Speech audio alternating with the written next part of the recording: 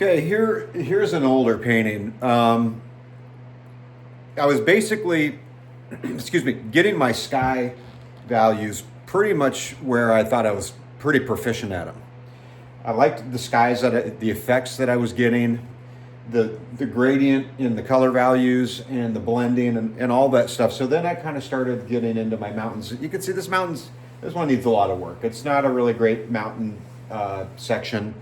There's just a flatness to it, and this is before I started doing that acrylic technique where I kind of blend the mountains into the background on almost all of my paintings, and it's just an effect that I really like because then it gives the impression that the mountains are sitting way back, and then you could do those ethereal, misty kind of effects and stuff.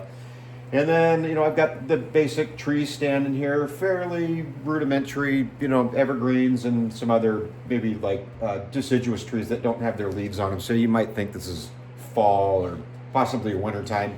And then, put these few trees up front here and kind of got a little bushy area and maybe the indication that you're standing in a little grass section or like maybe on the edge of a fairway or something. I've done a painting like that, before, to give the impression that you're on a golf course looking out into a water hazard. So pretty elementary, sky, mountain, the trees.